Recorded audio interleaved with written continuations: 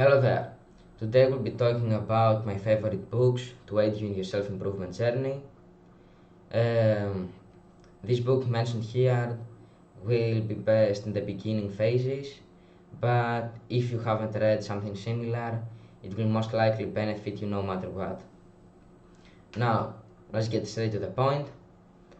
My first recommendation is The Magic of Thinking Big, a wonderful book that will most certainly change your perspective of the world and ideology.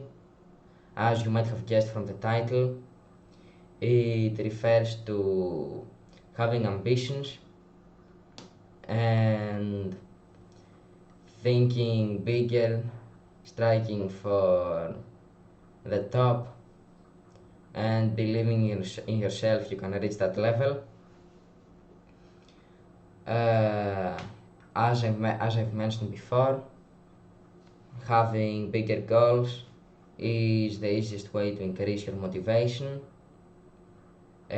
Quality completely necessary to jumpstart your self-help habits, so it will help indirectly but directly as well, as after reading it chances are you will find what you actually want to do in life and not be afraid to announce it.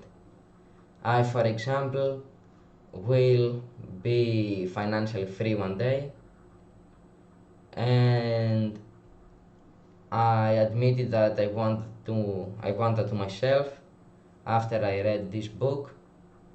So I may be a little bit biased here, but I'm very grateful for having read this and being the first book I've ever read.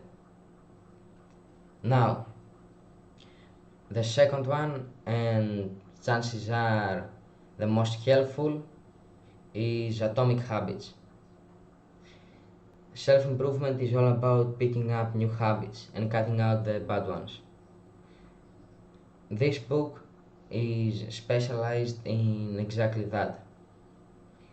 It contains human psychology of how habits are formed and how you can break them. It will make changing your routine way easier. You just have to follow the principles. Reading it is not enough. It's one of the books where you have to take action and go out of the way to implement these new habits with the twist mentioned in the book. I myself have applied some of the principles, and those habits that I tried it on have stuck with me, like going on a morning run.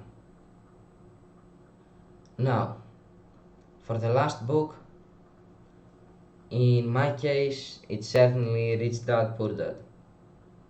Now, it's not a general self-help book, but my biggest goal, like I said, is to achieve financial freedom. And I know that's the case for some of y'all too. So, this book is the easiest financial book to understand, and it's well known, as you probably already heard it, and it's not overrated at all. A truly magnificent book that helped me to understand what my parents get wrong about money and how I can do it differently. Now, no matter what book you read though, if you apply the principles, chances are they will help you. This is why you might have to read more. To do so, my personal preference is to listen to audiobooks. This is just a recommendation. I find reading incredibly boring, so without audiobooks I'm able to multitask. So going through 6 hour long books, it's way easier.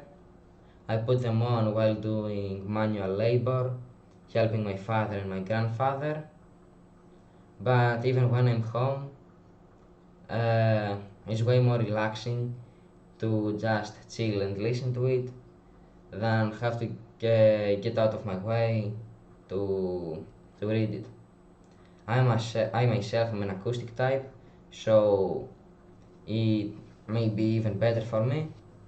But even if you're not, if you're struggling with time, it's better to listen to the audiobook than not reading at all. So, yeah, remember, try to read as much as possible, and most importantly, try to follow the principles mentioned in each book. Um, well, if you found this guide helpful, like, subscribe, comment, whatever, who gives a shit, and see ya, bye bye.